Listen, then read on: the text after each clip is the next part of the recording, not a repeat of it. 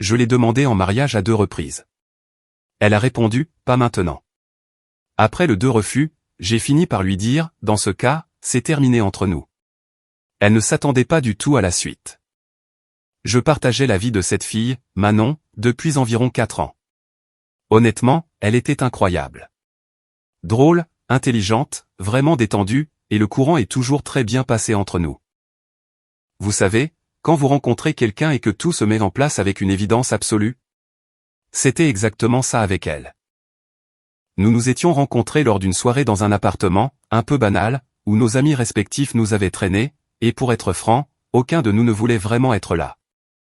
Mais la connexion a été immédiate et nous avons passé toute la nuit sur le balcon à refaire le monde, à parler de mauvais films comiques et de nos souvenirs d'enfance les plus insolites.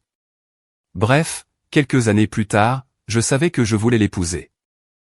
Au bout de 2 ans de relation, j'étais intimement convaincu qu'elle était la bonne.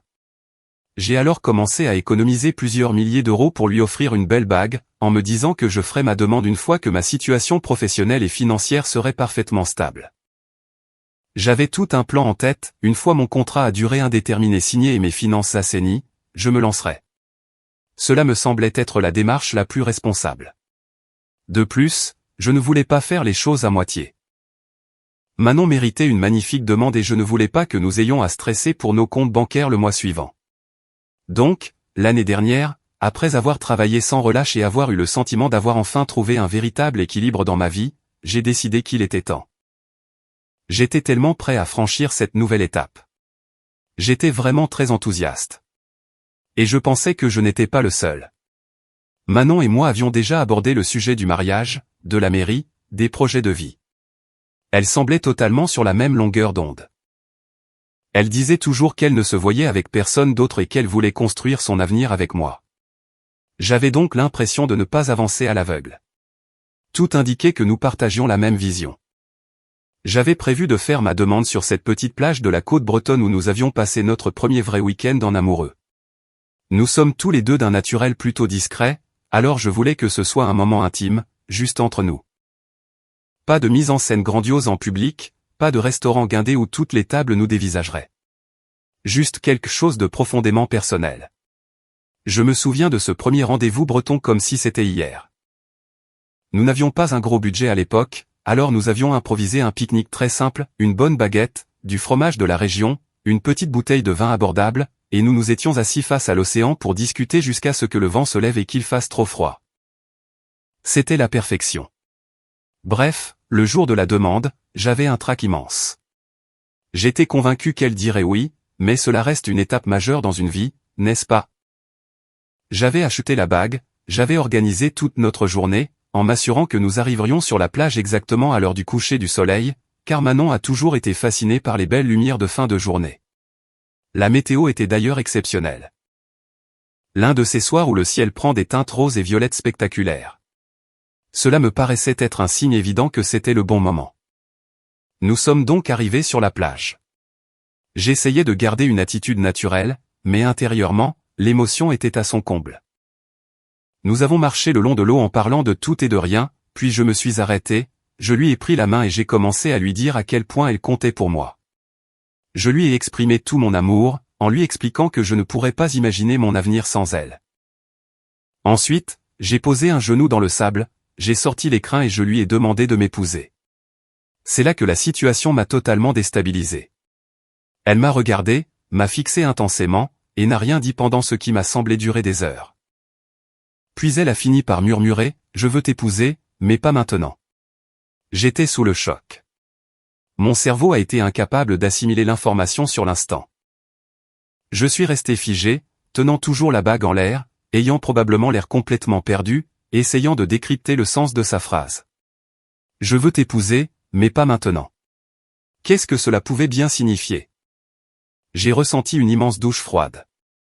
Elle m'a expliqué qu'elle n'était pas encore prête pour tout ce qui impliquait des fiançailles. L'idée de porter ce statut ne l'enchantait pas dans l'immédiat et elle affirmait avoir besoin de plus de temps. Elle n'a pas vraiment développé davantage. Elle a simplement laissé entendre que le moment n'était pas opportun pour elle.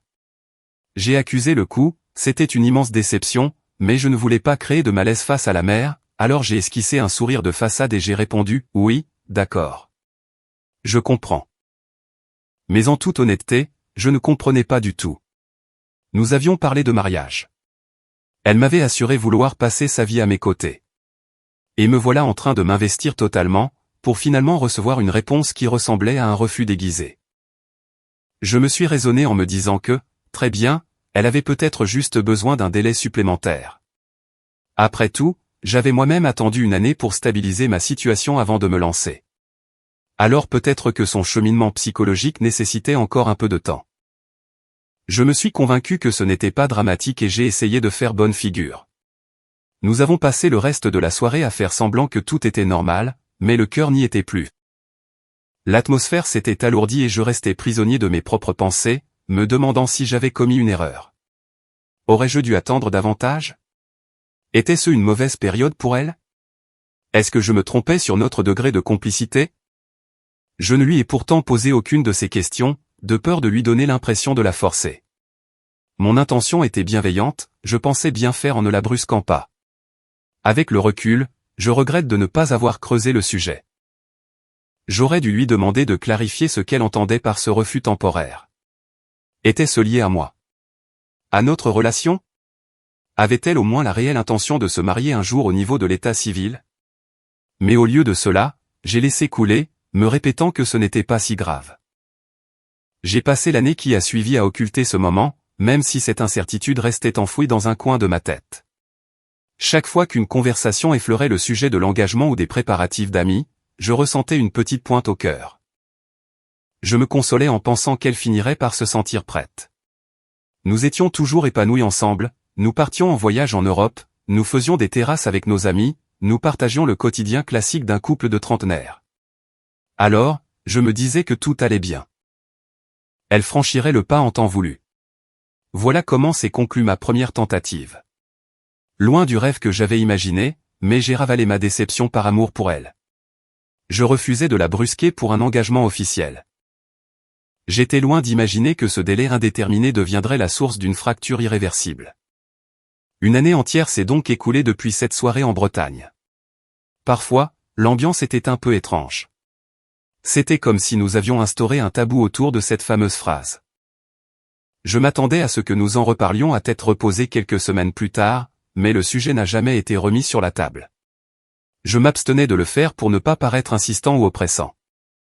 Notre vie commune continuait très bien, alors j'ai choisi de croire que notre couple était solide. Cependant, plus les mois passaient, plus une petite voix me disait que ce moment n'arriverait peut-être jamais. Pourquoi n'était-elle pas prête? Pourquoi cette absence d'explication concrète? Nous approchions tous les deux de la trentaine, nous vivions ensemble depuis 4 ans. En France, à ce stade d'une relation, en général, on sait où l'on va, n'est-ce pas? J'ai tout de même commencé à concevoir une nouvelle demande. Au fond de moi, je m'accrochais à ces anciennes paroles sur notre avenir commun. Je me suis dit qu'elle avait sûrement eu besoin de cette année supplémentaire et qu'il fallait peut-être que je change d'approche pour la surprendre. La première fois était très sobre, très nature. Cette fois-ci, j'ai pensé qu'elle apprécierait peut-être un cadre un peu plus élégant. J'ai cherché une idée qui marquerait vraiment les esprits. J'ai décidé d'impliquer quelques-uns de nos amis proches. Je ne voulais toujours pas d'un événement public avec des inconnus autour de nous, cela ne nous correspondait pas du tout. Mais je me suis dit que si la demande se faisait dans l'intimité d'un lieu privatisé, avec nos proches qui nous attendraient un peu plus loin pour célébrer, cela la mettrait peut-être plus en confiance pour dire oui. L'organisation s'est mise en place. J'ai pris contact avec le domaine d'un magnifique jardin botanique en périphérie de la ville. Il possédait un espace splendide avec une fontaine ancienne, entourée de grandes roseraies et d'une végétation luxuriante. L'ambiance y était incroyablement romantique. C'était le lieu idéal pour Manon, qui est une véritable passionnée de nature. Elle avait d'ailleurs près de 20 plantes réparties dans notre appartement, des plantes dont je n'arrivais pas à m'occuper sans qu'elles finissent par dépérir. Ce cadre végétal serait donc parfait. J'ai demandé à quelques amis de m'aider pour la mise en place. Mon plan était de l'emmener d'abord dîner en tête-à-tête dans un très bon bistrot gastronomique, puis de faire une promenade digestive dans ce domaine, où nos amis auraient tout préparé en amont, des pétales de rose, un chemin de bougies, la totale. Ce serait somptueux. J'étais persuadé que cette fois, ce serait la bonne. Le grand soir est arrivé. J'essayais de canaliser mon stress, mais l'appréhension me gagnait à nouveau. Le souvenir de l'année précédente me hantait et j'espérais de tout cœur ne pas revivre la même désillusion. Mais j'étais confiant, sans doute un peu trop. Le dîner au bistrot a été une réussite totale. L'ambiance était chaleureuse, nous avons beaucoup ri, savouré un excellent vin, et notre complicité était évidente. Rien ne laissait présager la moindre ombre au tableau. Après l'addition, j'ai suggéré d'aller nous promener dans les jardins du domaine voisin, qui restait ouvert exceptionnellement tard. Elle a accepté avec plaisir, sans se douter une seconde de ce qui se tramait. Nous sommes arrivés près de la fontaine et tout était exactement comme je l'avais espéré. Les bougies illuminaient doucement les allées, les roses embaumaient l'air. Nos amis avaient fait un travail remarquable avant de s'éclipser discrètement. Je lui ai pris la main pour la guider vers le bassin. Mon cœur battait à tout rompre, mais j'ai gardé mon calme. Une fois sur place, je lui ai ouvert mon cœur une nouvelle fois. Je lui ai expliqué mon amour profond, ma certitude qu'elle était la femme de ma vie et ma volonté de concrétiser cet engagement. Elle avait les larmes aux yeux. J'ai pensé, ça y est, nous y sommes. Je me suis agenouillé, j'ai sorti la bague et j'ai réitéré ma demande. Et c'est laquelle a prononcé exactement les mêmes mots. Pas tout de suite. J'étais abasourdi. Je l'ai regardé, essayant d'analyser si j'avais bien entendu. Pas tout de suite. Encore une fois, l'impact émotionnel a été d'une violence inouïe. Contrairement à la première fois en Bretagne, je n'ai pas pu minimiser la situation. Cette fois, la douleur était bien plus vive. Je me suis relevé, tentant de masquer mon désarroi, mais il fallait que je comprenne. Qu'est-ce qui bloquait à ce point? Je faisais d'énormes efforts pour ne pas perdre mon sang-froid, mais la frustration était immense. Les larmes coulaient sur ses joues, et elle m'a servi la même justification que l'année précédente. Elle voulait être certaine que tout fonctionnerait parfaitement entre nous, elle ne se sentait juste pas prête. Et c'est là que le ressentiment a pris le dessus. Je lui ai demandé très clairement s'il y avait quelqu'un d'autre dans sa vie. Ou si des éléments extérieurs l'influençaient. Ses parents? Une amie? Je cherchais une explication logique. Cela n'avait aucun sens. Après 4 ans de vie commune, comment pouvait-elle encore douter de sa volonté de s'engager avec moi? Elle a secoué la tête avec force, m'assurant que ce n'était la faute de personne d'autre. Elle réclamait simplement, encore une fois, du temps. Dans mon esprit, un déclic s'est opéré. J'avais patienté une année complète depuis ma première démarche. J'avais organisé cet événement avec soin, en impliquant nos amis. Je croyais sincèrement que notre relation avait mûri. Et pourtant, je me tenais là, au milieu de ce décor de rêve, face à un nouveau refus. J'ai ressenti un profond sentiment d'injustice et d'humiliation. Combien de fois devais-je m'agenouiller? Pendant combien d'années étais-je censé mettre mes propres projets sur pause? Je lui ai exprimé tout cela avec franchise. Je lui ai dit que si, après 4 ans, elle n'était toujours pas certaine de ses sentiments ou de notre avenir, je ne voyais pas comment avancer. Je refusais de vivre dans l'attente perpétuelle qu'elle daigne se décider. J'avais le sentiment de me sacrifier pour une personne qui n'était même pas sûre de vouloir de moi sur le long terme. Face à mes mots, elle est restée silencieuse avant de supplier pour obtenir encore un peu de délai. C'est à ce moment précis que ma patience a atteint ses limites. Sans élever la voix, je lui ai fait comprendre que c'était terminé. Je lui ai dit, je ne peux plus supporter ça. Je t'aime profondément, mais je refuse de continuer à m'investir si c'est pour me heurter constamment à un mur. J'ai vu son visage se décomposer. Elle a compris que ma décision était ferme. La panique l'a envahie, elle s'est mise à pleurer à chaudes larmes, me suppliant de ne pas tout arrêter. C'est laquelle a lâché, d'accord, je vais t'épouser. Je t'en prie, reste. Et curieusement, c'est cette phrase qui m'a fait le plus de mal. C'était comme si elle n'acceptait cette étape que parce qu'elle réalisait que j'étais sur le point de partir. Ce consentement n'avait rien d'authentique. Elle ne ressentait pas l'envie profonde de s'engager avec moi, elle était simplement terrifiée à l'idée d'être seule. Je n'ai même pas pris la peine de répondre. J'ai simplement tourné les talons. Je n'avais plus rien à ajouter. Mon esprit était confus, mon cœur était en miettes, et ma seule volonté était de m'en aller loin d'ici. Après cette deuxième tentative désastreuse, il était évident qu'un tournant s'imposait. Il m'était impossible de retourner à notre appartement et de faire comme si de rien n'était. Pendant quelques jours, la situation a été d'une lourdeur insoutenable. Mon esprit tournait en boucle. 4 ans, c'est un investissement émotionnel énorme, et je redoutais de tout jeter par la fenêtre. Mais l'idée qu'elle ne serait fondamentalement jamais sûre de moi ne me quittait plus. Le lendemain de la soirée au jardin botanique, nous avons à peine échangé quelques mots. Elle s'est installée dans la chambre d'amis, ce qui était notre façon habituelle de gérer nos rares conflits, prendre de la distance sous le même toit. D'ordinaire, la tension retombait dès le lendemain et nous discutions posément. Mais cette fois, je n'en avais ni la force ni l'envie. Je devais d'abord digérer le choc de la veille. Au fil des jours, la colère s'est dissipée pour laisser place à une profonde désillusion. C'est un sentiment très amer de réaliser que malgré tous ces efforts, toutes ces bonnes intentions, le résultat est un échec. J'avais fait les choses correctement, ou du moins je le pensais, et cela ne suffisait toujours pas. À la fin de la semaine, nous nous sommes enfin posés dans le salon pour avoir une vraie conversation. C'est elle qui en a pris l'initiative. Elle m'a demandé de m'asseoir sur le canapé pour mettre les choses au clair. Il le fallait. Je lui ai réitéré mon épuisement émotionnel, mon refus de vivre dans la salle d'attente de sa propre vie. Si 4 ans ne suffisaient pas à construire une certitude, je doutais qu'une décennie y change quoi que ce soit. Elle a écouté, le regard baissé, dans un silence qui m'a semblé interminable. Puis elle a fini par murmurer « Je t'aime. Je veux partager ma vie avec toi. C'est juste que je ne pense pas être prête pour un tel engagement juridique et symbolique. » Encore et toujours cette même rengaine. Ma frustration est remontée d'un cran, mais je suis resté mesuré. Mais pourquoi, ai-je insisté? Quel est le véritable blocage?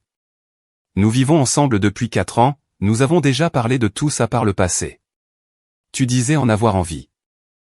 Elle a laissé échapper un long soupir, cherchant visiblement ses mots. Je ne sais pas, a-t-elle fini par dire. C'est un engagement définitif, et je ne veux pas me précipiter dans quelque chose dont je ne suis pas absolument sûr.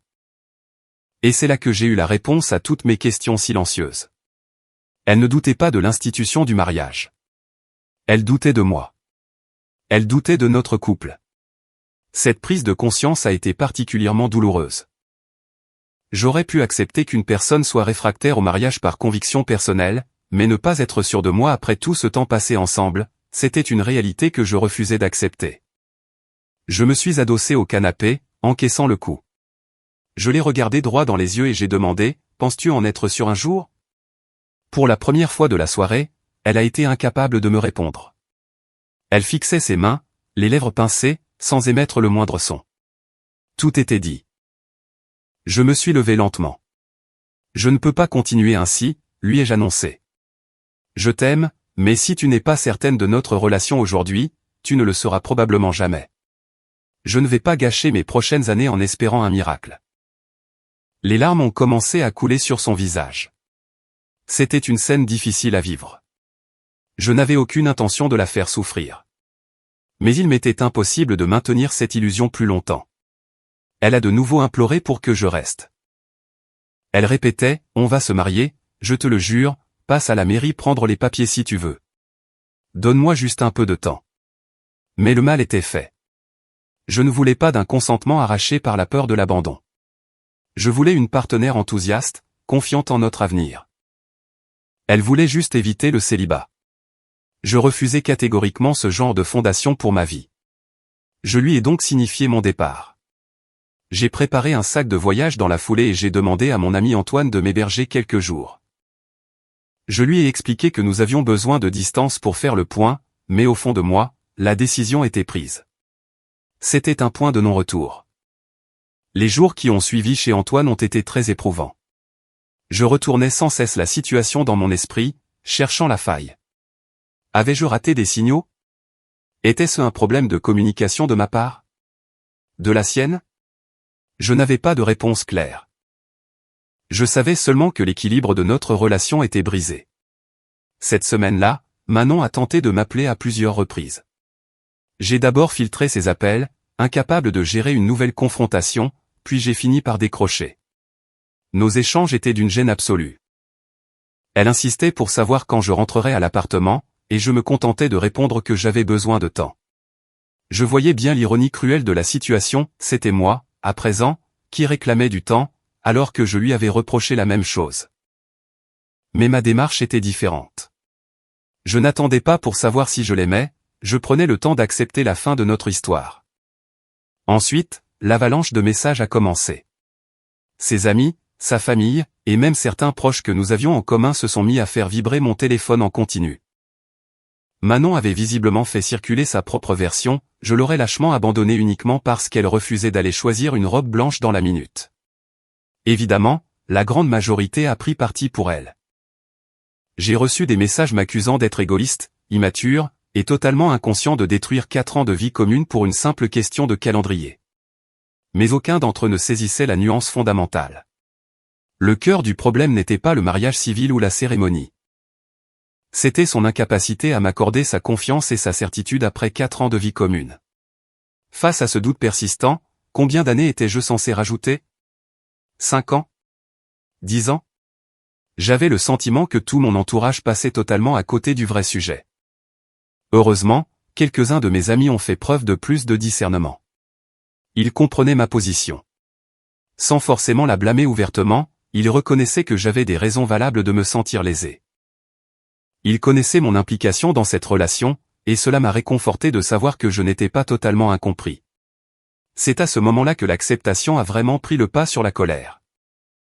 Je savais qu'il faudrait entamer les démarches administratives, contacter l'agence immobilière pour retirer mon nom du bail de location, organiser l'état des lieux et régler la question du préavis et du dépôt de garantie. Je suis retourné à l'appartement environ une semaine plus tard pour faire mes cartons. Manon était absente, et pour être franc, j'en ai été profondément soulagé. Je n'avais plus la force d'affronter de nouvelles effusions de larmes. J'ai emballé mes affaires avec méthode, j'ai posé mon jeu de clés sur le plan de travail de la cuisine, et j'ai fermé la porte pour la dernière fois. 4 ans d'histoire se refermaient avec ce claquement de serrure. La douleur était immense, certes. Mais pour la première fois depuis des mois, j'étais convaincu d'être en accord avec moi-même. Je méritais une personne sûre de ses choix. Je valais mieux qu'une éternelle période d'essai. Première mise à jour. Après avoir rendu les clés de l'appartement, j'imaginais naïvement que le soulagement serait immédiat. Je pensais presque pouvoir respirer plus librement, me sentir libéré d'un poids. Mais la réalité a été bien plus morose. Le contre-coup de la rupture ne m'a véritablement frappé que lorsque je me suis retrouvé affalé sur le canapé de mon ami Antoine, avec mon sac de voyage posé à mes pieds. Antoine est le genre d'ami précieux dans ces moments-là. Il ne pose pas de questions intrusives, il se contente de vous tendre une bière quand vous avez le regard dans le vide. Il n'a pas cherché à jouer les psychologues. Il a simplement mis son salon à ma disposition. Nos soirées se résumaient à enchaîner les parties de jeux vidéo ou à regarder des comédies pour nous vider la tête. Cela m'a maintenu à flot pendant quelques jours, mais les notifications de mon téléphone ont vite repris, me ramenant brutalement à la réalité. Manon m'envoyait des messages quotidiens. Au début, c'était les classiques « Est-ce qu'on peut se voir ?» ou « Tu me manques tellement », ce qui était prévisible. Mais face à mon mutisme, le ton s'est durci. Elle a commencé à rédiger de longs paragraphes m'accusant d'être déraisonnable. Elle écrivait « Tu détruis notre couple pour une formalité administrative, tu vas t'en mordre les doigts. » Cela m'agaçait profondément. Elle renversait la situation en me faisant porter l'entière responsabilité de l'échec. Ne sachant pas comment répondre sans déclencher une énième dispute épuisante, j'ai opté pour le silence. Ignorer ces messages me tordait tout de même l'estomac. Une grande partie de moi tenait encore à elle, mais ma raison m'interdisait de faire machine arrière. Je devais me répéter en boucle que le problème n'était pas l'organisation d'un mariage, mais l'absence de certitude sur notre couple. Le fait est que lorsqu'on partage le quotidien de quelqu'un pendant 4 ans, l'habitude de sa présence est forte. Même si la fin a été chaotique, Manon avait été le centre de ma vie d'adulte. Je me sentais désorienté dans ma nouvelle solitude. Je passais des soirées entières à faire défiler la galerie photo de mon téléphone, observant nos anciens voyages, nos sourires. C'était un comportement douloureux, je le savais, mais j'essayais désespérément de repérer le moment où la machine s'était enrayée. Y avait-il eu un signe avant-coureur que j'aurais négligé avant de chercher une bague? J'ai perdu un temps infini à ressasser tout cela. Antoine me répétait que je me faisais du mal pour rien avec mes analyses interminables. Il avait sûrement raison, mais mon cerveau refusait de s'éteindre. Quand on donne autant d'années à une personne, on a cruellement besoin de se rassurer sur le fait que tout n'était pas qu'une vaste perte de temps. Après une semaine sans nouvelles directes de Manon, ses amis ont pris le relais, et elles n'y sont pas allées de main morte. Certaines m'ont qualifié d'homme sans cœur, incapable d'assumer une rupture en face. L'une d'elles m'a même écrit « En fait, c'est toi qui es terrifié par l'engagement ». Une remarque d'une ironie mordante, sachant que j'avais organisé 2 demandes en mariage en l'espace d'1 an. Son amie Sophie m'a envoyé un long texte m'expliquant que je manquais cruellement d'empathie pour ne pas avoir accordé à Manon le temps de la réflexion. Comme si 4 ans de cohabitation ne suffisaient pas pour réfléchir. Le message de Sophie s'achevait d'ailleurs sur une phrase assassine, « Tu n'étais qu'une option par défaut pour elle. Elle trouvera quelqu'un qui lui correspond mieux maintenant. » C'était rude. Je n'ai pas répliqué à cette provocation, mais la phrase a fait son chemin dans mon esprit. Étais-je vraiment un plan de secours ? Manon ne m'avait jamais laissé entendre une chose pareille, mais le doute s'était immiscé en moi. Attendait-elle secrètement une meilleure opportunité ? De mon côté, mes propres amis y allaient de leurs commentaires.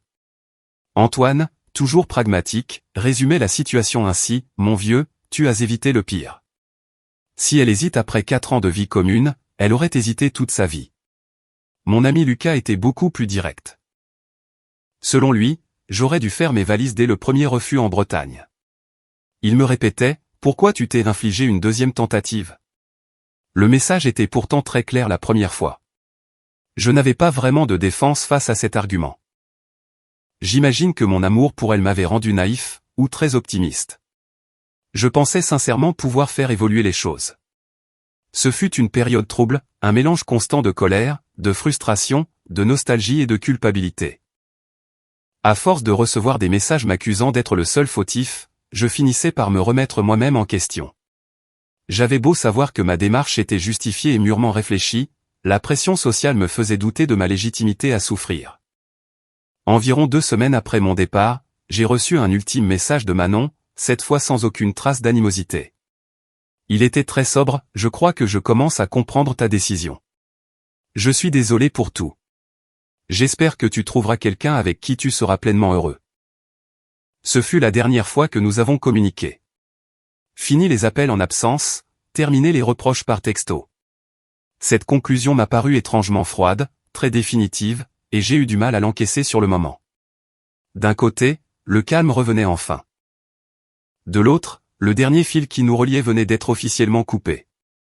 J'aurais aimé vous dire que c'est à cet instant précis que j'ai retrouvé le sourire, mais la cicatrisation demande du temps. J'avais encore des moments de vide, des regrets sur ce que nous aurions pu construire. Mais progressivement, l'intensité de la peine a diminué. L'éloignement m'a permis de réaliser que la rupture, bien qu'extrêmement douloureuse, était vitale pour mon propre équilibre. J'ai fini par quitter le canapé d'Antoine pour louer mon propre appartement. Rien de luxueux, un joli petit T2 dans un quartier dynamique de la ville, mais c'était mon espace. J'ai instauré de nouvelles routines, je me suis remis au sport de façon assidue, j'ai revu des amis que j'avais un peu délaissés. Lentement, ma vie a repris un cours normal. Je ne prétendais pas être totalement guéri, mais la pente était ascendante. Avec le recul, j'ai intégré une certitude absolue, je mérite d'être le choix évident de quelqu'un, et non une option nécessitant des années de délibération. L'épreuve a été formatrice. Aujourd'hui, je gère encore quelques vestiges de cette période compliquée, mais le chapitre est bel et bien en train de se clore. 2e mise à jour. Quelques mois se sont écoulés depuis mon installation en solo.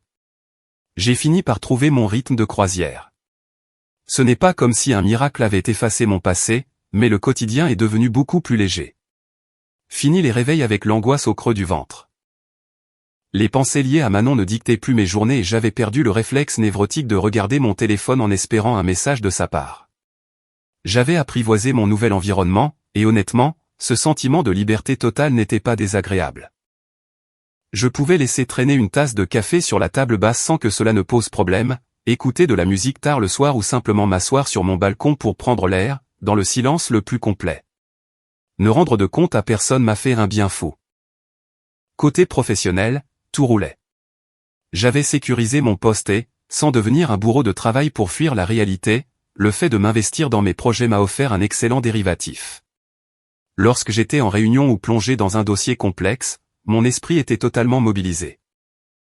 Retrouver cette capacité de concentration, sans être parasité par mes problèmes personnels, a été ma plus belle victoire de ces derniers mois. Cependant, comme c'est souvent le cas, la vie se charge de vous tester pile au moment où vous pensez avoir définitivement tourné la page. Un vendredi soir, j'avais retrouvé Antoine dans notre bar de quartier.